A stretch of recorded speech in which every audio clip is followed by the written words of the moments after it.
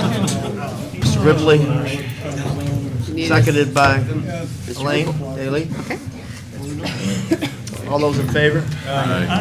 Those against? So passed. We have a resolution that we'd like to pass. Fred, do you have that? Need it? Oh, go ahead. Read it. You want the whole thing or just title? Oh, just title. Okay. Legislative resolution authorizing the grant and transfer of certain loan program funds form the Cayuga County Small Business Revolving Loan Program to the Cayuga County Development Corporation. I move it. Second. Batman moves. Is there a second? Second. Seconded by Mr. DeForest. All those in favor? Aye. Aye. Any against? So be it.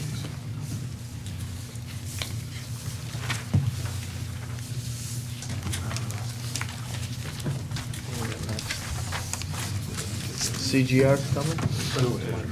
Oh, presentation. Justin, would you like to present the following changes to our administrative board if we so agree?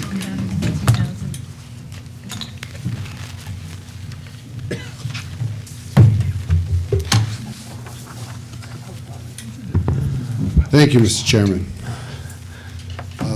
Just by way of introduction, I want to thank the legislature for starting this initiative. Mr. Batman, I know a lot of work went into this in preparing this, and everybody who served on the steering committee, the legislators and the staff. This was a long process and one that required a lot of analysis and meetings and time. A lot of thought went into this process, and while not everything in the report can be done at once, I think it provides a great menu of options and a leaping off point for the legislature to discuss what changes make sense at this time in the short time, what makes sense on a more medium and long-term scale. So that is how I'll present them to you this evening. I was initially going to just present a few things that I thought we should go forward with. But I decided, after consultation with a few of you, that the best way to do it would be to take these slides from CGR with their high-level recommendations and then go through each area of the report and talk about what my recommendations are moving forward. So the first area that the report starts talking about is the staffing the administrator's office. Resourcing it through the addition of a deputy or a full-time budget director, as well as there was a recommendation to end the process of organizing the budget around the legislative committees, but rather focus on the table of accounts, as is done in other places.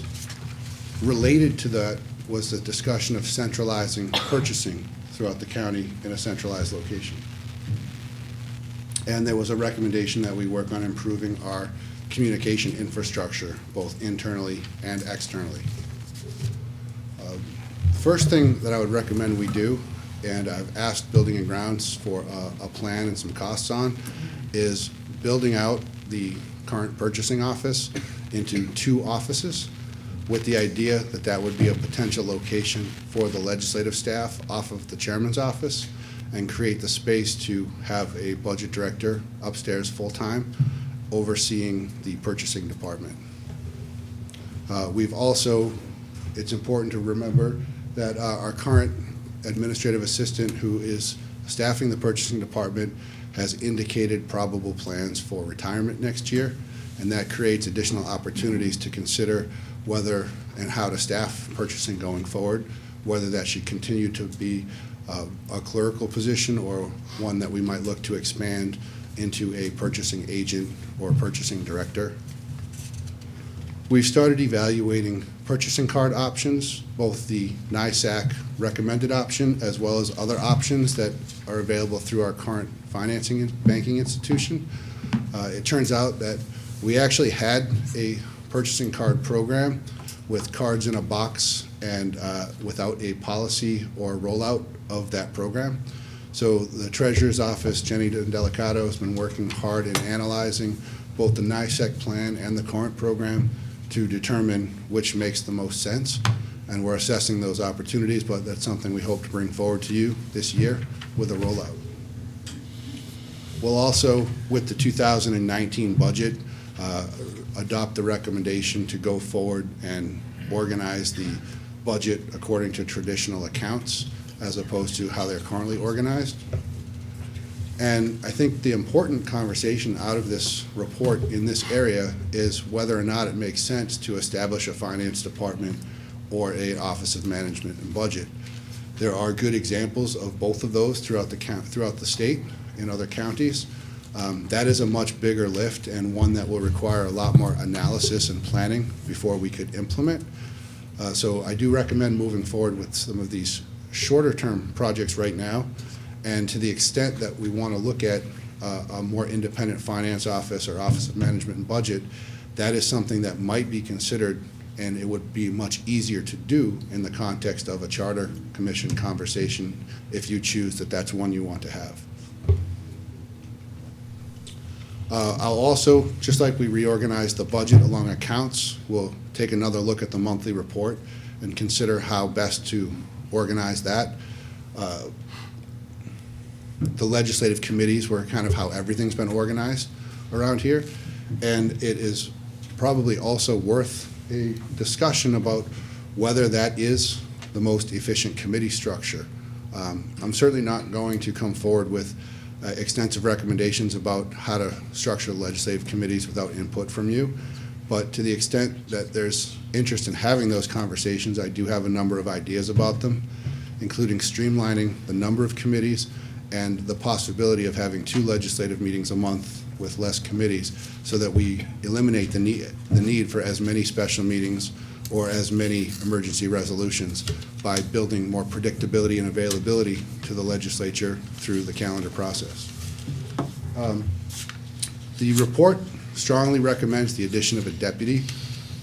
While I would certainly love to do that, and I think it's warranted based on the workload, I don't see a path for that in the budget right now. But long-term, I think it could play a very important role in developing a comprehensive compliance program, much like they have in Tompkins County. Whether or not the previous auditor was performing those roles, they do need to be performed, and they're not being comprehensively performed right now. So I think we have to look at ways to redeploy people to serve some of those roles. On a more short-term basis, one of the things I think we could look at to build staff capacity in the administrator's office would be to create a management fellows program. The recommendation to create a deputy administrator would be a much higher level position, but I think we could look at the idea of creating a management fellow position either in conjunction with the Maxwell School or the public administration schools at Binghamton or Cornell, and develop a rotating program where we have 1 or 2 recent MPA grads in here kind of grooming the next phase of leadership in local government, both here and regionally. We might provide a pathway and an entryway to evaluate and develop young talent, especially in consideration as department heads or deputy department heads and directors retire and positions open up through government. So I would like to consider bringing that forward in the 2019 budget for a fellowship program, and then knowing that long term that somebody could potentially grow into a deputy administrator position, or as the budget becomes available to create one, we could look at that down the road. Now, absent creating a deputy administrator position, I do think that it's worth looking at on a more short-term basis the idea of creating 1 or 2 assistants from among the department heads that we currently have and expanding those roles to serve as assistant administrators and take on a larger management portfolio in addition to just the departments. I think that's a smart and efficient way to increase the management capacity and the staffing capacity of the administrator's office with some of the resources that we already have. On the human resources front, there were two main recommendations. The first was centralizing the onboarding and recruitment, and the second was a comprehensive salary study. And it's important to note that that was a comprehensive salary study, not just management or non-bargaining personnel, but a comprehensive salary study of the entire organization. Centralized orientation is already underway. That has rolled out. Mike Russell's rolled that out since I've been here in the last couple months. There's still opportunity to improve on the rollout, but we're off to a good start there. The salary survey, I think, is something that's very warranted. There's been challenge in filling positions in different parts of the county, both among some professional areas as well as in some of the trades and other areas. It seems to me that making sure we are in the market and have competitive salaries to recruit and retain staff is one of the critical functions of your management team, and I think this is a recommendation that we should pursue. I know that there was money budgeted for phase 2 of this plan, and I think if you authorize me to, well, actually, I believe I have the authorization to do an RFP, but I can't grant it. Only you can. But I would like to move forward and issue an RFP to do a salary survey, and then come back, see what those numbers come in at, and if it's within what was budgeted or closely within what was close to what was budgeted for phase 2, I would like to move forward with that recommendation. As we think out more medium and long term in the human resource area, I think we need to start thinking about succession planning, which is why I think having a baseline assessment to make sure our positions are competitive is important. We need to start doing training and development of our staff in a more comprehensive way, identifying people with throughout our organization with management potential and investing in developing them for long-term career growth. I think we need to look at expanding our labor management capacity, possibly through the addition of a labor relations specialist or a labor attorney, either in the council's office or in the human resources if it's a labor management position.